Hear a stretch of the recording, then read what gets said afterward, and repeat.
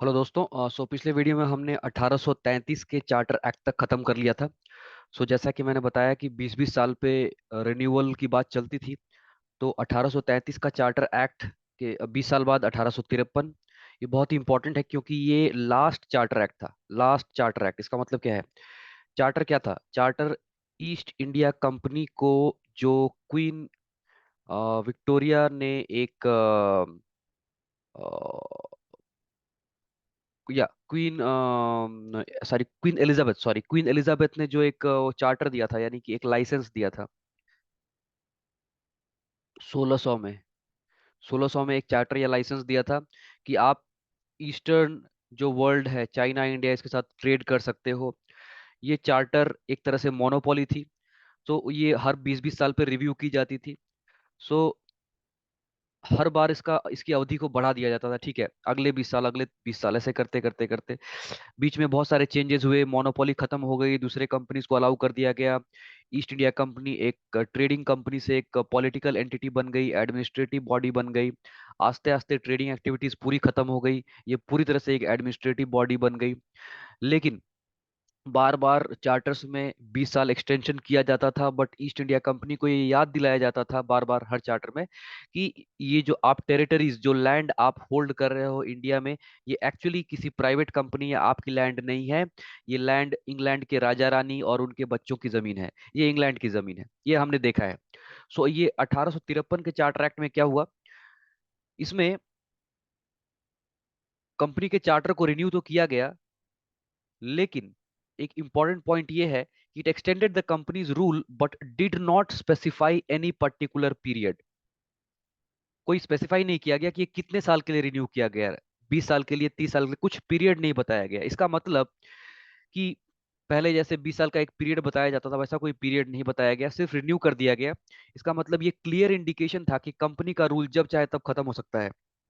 जब चाहे तब ब्रिटिश पार्लियामेंट या ब्रिटिश क्राउन जो है वो बोलेगा कि आज से कंपनी का रूल खत्म और हम टेक ओवर कर रहे हैं। ये चीज कभी भी हो सकती थी।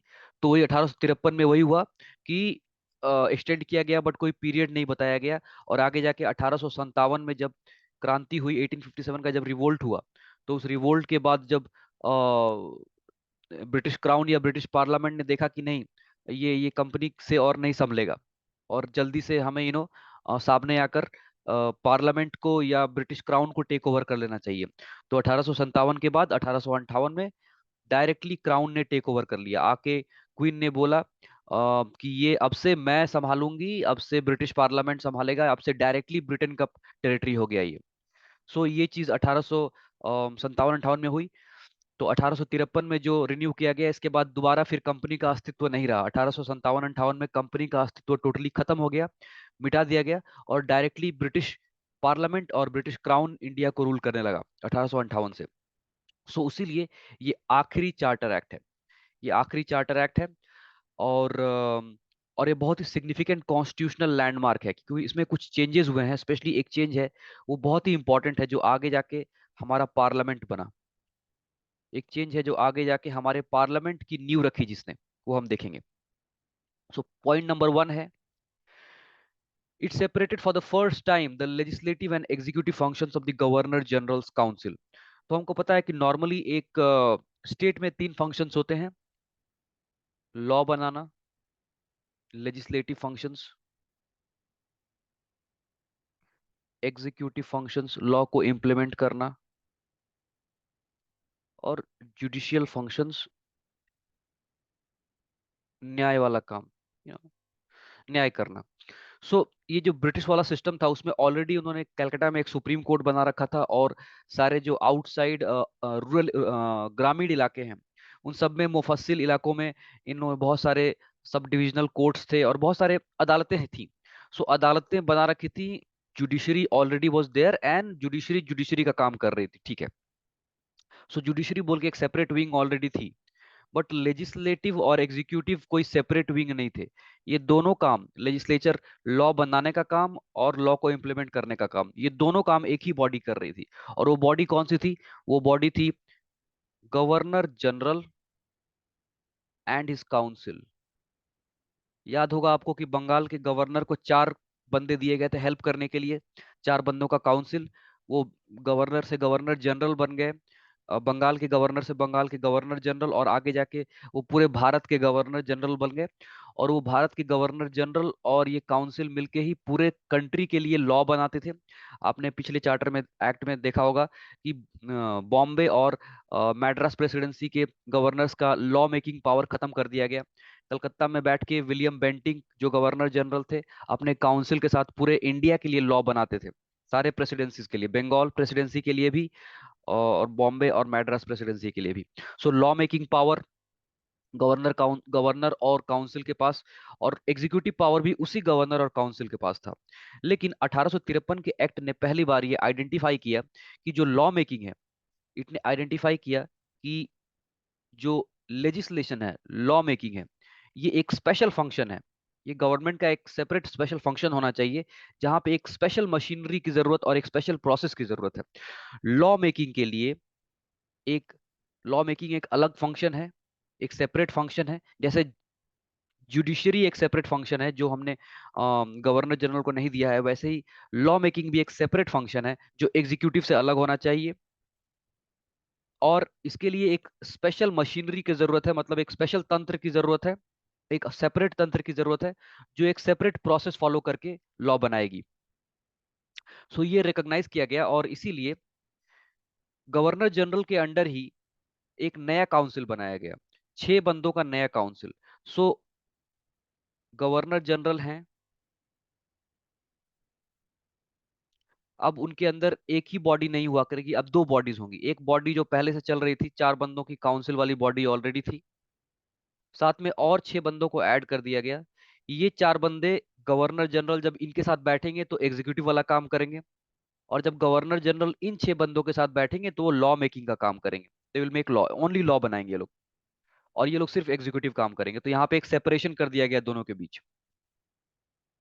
और ये जो 6 बंदे हैं, ये एक अलग प्रोसेस फॉलो करते थे। कौन सा प्रोसेस फॉलो करते थे? जो ब्रिटिश पार्लियामेंट में फॉलो होता था, जो आज हमारे पार्लियामेंट में फॉलो होता है। क्या? एक बिल को इंट्रोड्यूस किया जाता है, उसकी फर्स्ट रीडिंग होती है, उसके बाद उसकी सेकेंड रीडिंग होती है, फिर थर्ड रीडिंग होती है, और फिर उसके बाद वोटिंग होती है, और मेजोरिटी वोट से उसको पास कर दिया जाता है। So introduction, that is first reading, second reading, third reading, और फिर वोटिंग, और फिर लॉ पास कर दिया जाता है, और बीच में जो भी डिस्कशन डिबेट होती है। सो ये जो प्रोसेस है, ये प्रोसेस हमारे पार्लियामेंट में आज फॉलो होता है। कहाँ से आया है? ब्रिटेन के पार्लियामेंट से। और वो पहली बार ब्रिटेन के पार्लियामेंट से इंडिया में कहाँ आया था? यहाँ पे 1853 में जो 6 बंदों का अलग सा काउंसिल बनाया गया, ये काउंसिल ने ये प्रोसेस फॉलो करना शुरू किया।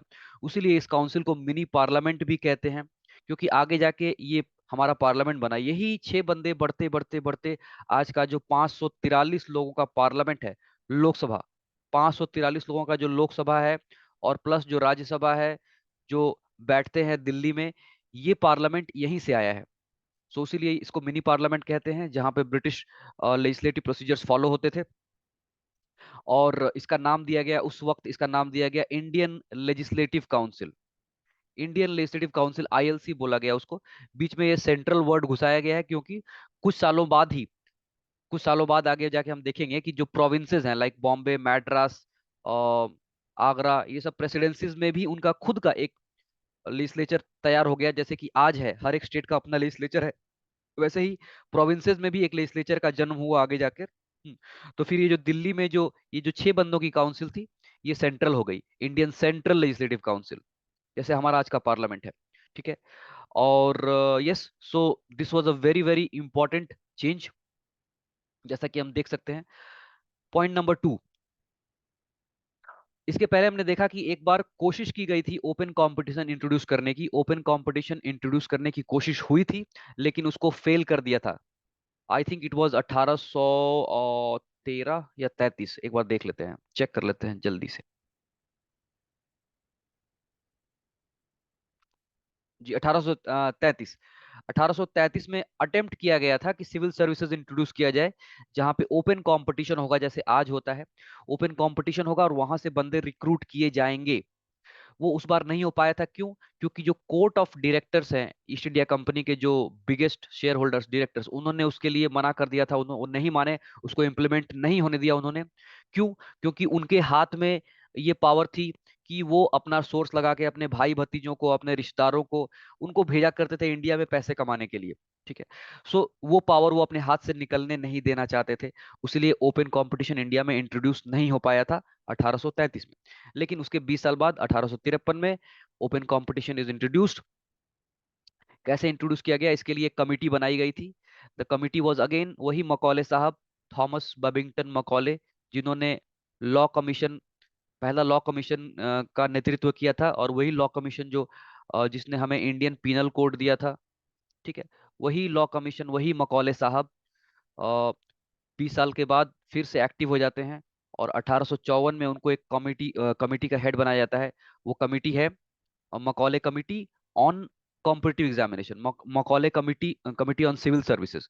इस कमिटी के रिकमेंडेशन के तहत ओपन कंपटीशन इंट्रोड्यूस किया गया, जहां पे इंडियंस भी compete कर पाएंगे, even for covenanted civil services.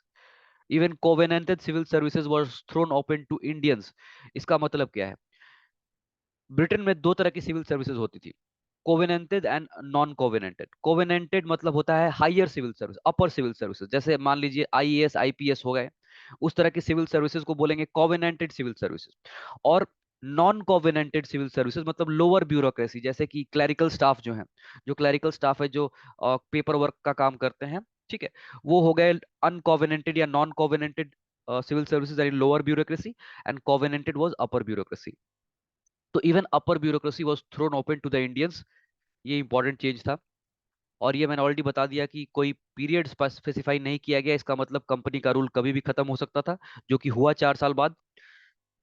और it introduce for the first time, देखिए ये भी इंपॉर्टेंट पार्ट है, it introduce for the first time local representation in the Indian Legislative council. हमने जो बताया कि 6 बंदे हैं जिनको ऐड किया गया था सिर्फ लॉ बनाने के लिए, जो गवर्नर जनरल के साथ बैठ के सिर्फ लॉ का काम करेंगे, introduction, first reading, second reading, third reading, voting करके लॉज पास करेंगे। ये लेजिस्लेटिव काउंसिल जो दिल्ली में बैठती थी, इसमें लोकल रिप्रेजेंटेशन भी अलाउ किया गया। मतलब जैसे आज जो पार्लियामेंट है, उस पार्लियामेंट में जगह जगह से लोग जाते हैं, वेस्ट बंगाल से, तमिलनाडु से, महाराष्ट्र से, बिहार से, अलग अलग राज्यों से लोग हैं वहां पे। उसी तरह से उसकी शुरुआत यहाँ पे है कि ब्रिटिश के अंदर जो भी प्रोविंसेस थी, ब्रिटिश रूल जब इंडिया में था तो इस समय 1853 के आसपास जो भी प्रोविंसेस थी, 4 प्रोविंसेस थी, मैड्रास, बॉम्बे, बंगाल एंड आगरा। ये आगरा कैसे आया मैं बताऊंगा अभी। मैड्रास, बॉम्बे, बंगाल, आगरा, ये 4 प्रोविंसेस जो इनके पास थी, ब्रिटिश के पास। ये 4 प्रोविंसेस से बंदे चुने जाएंगे। कौन चुनेगा? ऑब्वियसली गवर्नर जनरल ही चुनते थे। इलेक्शन का सिस्टम अभी शुरू नहीं हुआ था। गवर्नर जनरल इन 4 प्रोविंसेस से बंदे चुनते थे। ये चारों प्रोविंसेस के बंदे आके, 6 बंदे, they used to form the legislative council, जो लॉ बनाते थे। ठीक है। सो ये local representation for the first time की अलग अलग राज्यों से लोग आ रहे हैं, ये इसकी शुरुआत यहाँ पर है। अभी आगरा कहाँ से आया थोड़ा बता देता हूँ मैं। इसके पहले हमें पता है कि अगर ये हमारा हो गया भारत,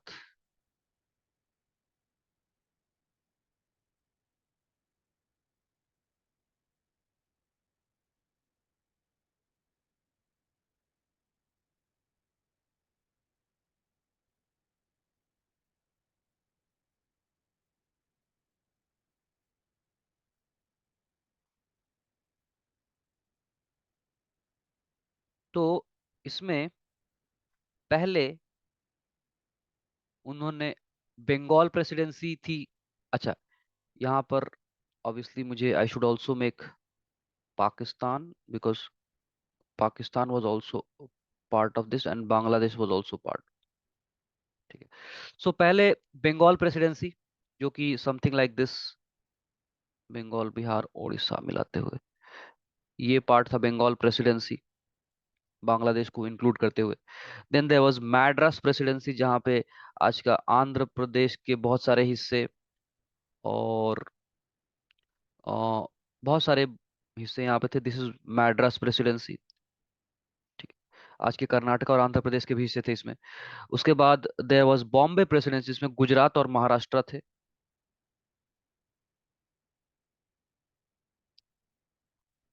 उसके बाद क्या हुआ, ये तीन थे काफी सालों तक। उसके बाद इन्होंने बीच में युद्ध करके इन्होंने ग्वालियर फ्रॉम द सिंधियाज जीता, और भी कुछ कुछ प्रोविंसेस जीते, इंक्लूडिंग नेपाल के साथ, गुरखा के साथ जब वॉर हुई, जिसकी ट्रीटी ऑफ सुगौली आप लोग पढ़ोगे, ट्रीटी ऑफ सुगौली, जो ब्रिटिश ने साइन की थी नेपाली गुरखास के साथ। तो उस गुरखास को हराने के बाद, I think 1813 was the time, उसमें गुरखास को हराने के बाद यहाँ से ये जो पार्ट है हमारा उत्तराखंड का, आज जो उत्तराखंड है, ये कभी नेपाल के अंडर में हुआ करता था, इंक्लूडिंग हमारा जो यहाँ पे बंगाल में दार्जिलिंग और कालिम्पोंग करशियोंग एरिया है, ये भी नेपालीज के अंडर हुआ करता था। और Nepalese had considerable influence on Sikkim and Bhutan also. तो ब्रिटिश ने नेपालियों से क्या लिया, दे टुक फ्रॉम द गुरखाज, जो आज हमारा उत्तराखंड है और जो दार्जिलिंग एटसेट्रा है, तो दार्जिलिंग वगैरह को बंगाल प्रेसिडेंसी में मिला दिया गया। और ये जो उत्तराखंड का हिस्सा गढ़वाल और कुमाऊं था, इसको पहले इन सबको यहाँ पे और भी प्रोविंसेस उन्होंने जीती थी, ये सारे प्रोविंसेस को पहले इन्होंने बंगाल प्रेसिडेंसी के अंडर रखा। पहले इन सबको इन्होंने बंगाल प्रेसिडेंसी के अंडर रखा। बाद में इनको लगा कि बंगाल प्रेसिडेंसी बहुत बड़ी हो जा रही है, सो इन्होंने इसको नाम दिया Agra presidency. They called it the Agra presidency कुछ दिनों के लिए। सो उसीलिए यहाँ पे आगरा प्रेसिडेंसी का मेंशन है, बिकॉज उस वक्त इस जगह को आगरा प्रेसिडेंसी कहते थे। लेकिन बाद में आगरा प्रेसिडेंसी में क्या किया इन्होंने, इसको नाम चेंज कर दिया, इनका नाम चेंज करके इन्होंने किया north western provinces, north western provinces. क्योंकि नॉर्थ वेस्ट अगर हम आप आज सोचे तो ये पाकिस्तान अफगानिस्तान नॉर्थ वेस्ट में है, लेकिन ब्रिटिश का जो एरिया ऑफ इन्फ्लुएंस था ब्रिटिश के लिए यही नॉर्थ वेस्ट था, उनका यही मेन एरिया था, तो उसके लिए यही नॉर्थ वेस्ट था। तो इन्होंने इसको नाम दिया नॉर्थ वेस्ट प्रोविंसेस। उसके बाद 1856 में अवध का जो किंगडम था, अवध, अवध के किंगडम को इन लोगों ने कैप्चर किया। यहाँ पे आगरा जो ऑलरेडी उनके कंट्रोल में था, यहाँ पे बीच में अवध, अवध जिसको उन्होंने OUDH औध बोला करते थे, हम लोग अवध बोलते हैं। अवध को इन लोगों ने एनेक्स कर लिया, मिस मैनेजमेंट बोला कि यहाँ के जो नवाब हैं वो अच्छे से नहीं चला रहे हैं अवध, तो अवध आज से हमारे कंट्रोल में हो गया। तो अवध को जब कैप्चर कर लिया इन्होंने, तो इसके बाद क्या हो गया कि ये लगभग आज का जो 1950 में जो उत्तर प्रदेश था, यानी आज का उत्तर प्रदेश और उत्तराखंड मिला के जो इलाका है, उसके लगभग देखने में हो गया था। दिस दिस एरिया जो उन्होंने एक्स्ट्रा कैप्चर किया बाद में, this was like the Uttar Pradesh of 1950 which had today's Uttar Pradesh and Uttarakhand. ठीक है। सो इन लोगों ने इसको 1902 में इसको नाम दिया, 1902 में नाम दिया the United provinces, United provinces of Agra and Awadh.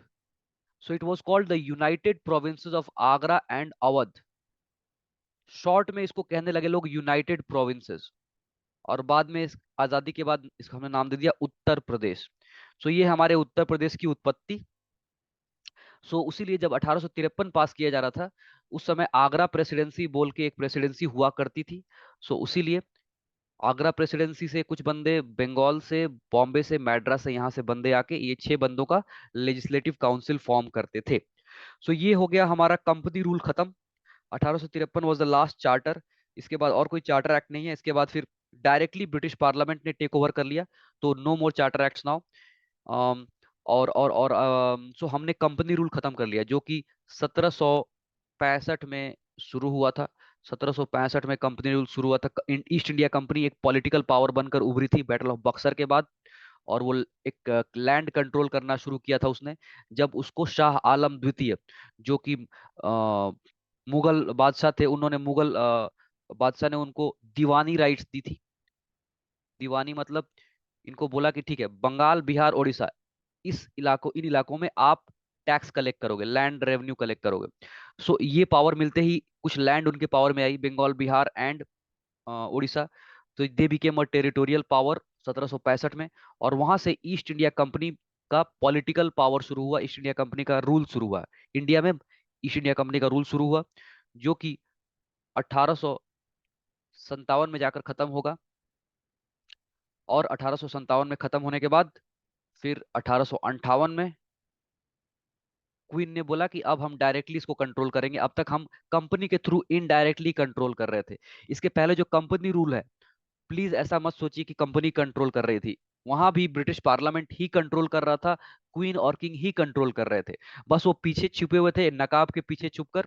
वो जैसे एक कठपुतली वाला खेल होता है कि आपको लगता है कि सामने वो कठपुतली डांस कर रही है, बट एक्चुअली सारी डोर किसी और बंदे के हाथ में होती है, जो पीछे खड़ा होकर अपनी उंगलियों से उन्हें नचाता होता है। वैसे ही कंपनी रूल कहने के लिए है, बट एक्चुअली कंपनी को 1773 ऑनवर्ड, 1773 में जब पहला रेगुलेटिंग एक्ट पास किया गया था, 1773 ऑनवर्ड्स ब्रिटिश पार्लियामेंट ही कंट्रोल कर रहा था। तो पहले वो इनडायरेक्टली पीछे से छुप के कंट्रोल कर रहे थे, सामने दिखाया जा रहा था कि कंपनी रूल चला रही है। लेकिन 1858 में ये नकाब को उठा के फेंक दिया इन्होंने, और सामने आ गए कि अब हम डायरेक्टली चलाएंगे। सो 1858 से 1947 तक डायरेक्टली पार्लियामेंट ने चलाया। लेकिन एक्चुअली 1765 से लेके 1947 तक ओवरऑल कह सकते हैं कि डायरेक्टली इन्हीं का रूल था। ब्रिटिश पार्लियामेंट और ब्रिटिश किंग और क्वीन का ही रूल था। ठीक है, फाइन। सो कंपनी रूल वाला पीरियड खत्म हो गया। अब अगले वाले से हम स्टार्ट करेंगे। 1858 में जो पार्लियामेंट रूल के बाद जो पहला लॉ पास हुआ, वहां से हम शुरू करेंगे अगले वीडियो में। सो यहाँ पे प्लीज वीडियो को लाइक करना ना भूलें, शेयर करें, सब्सक्राइब करें। Thank you for listening to me. My name is Chandrashekhar Chauhan and I am signing off for today. मिलते हैं अगले वीडियो में। Thank you guys.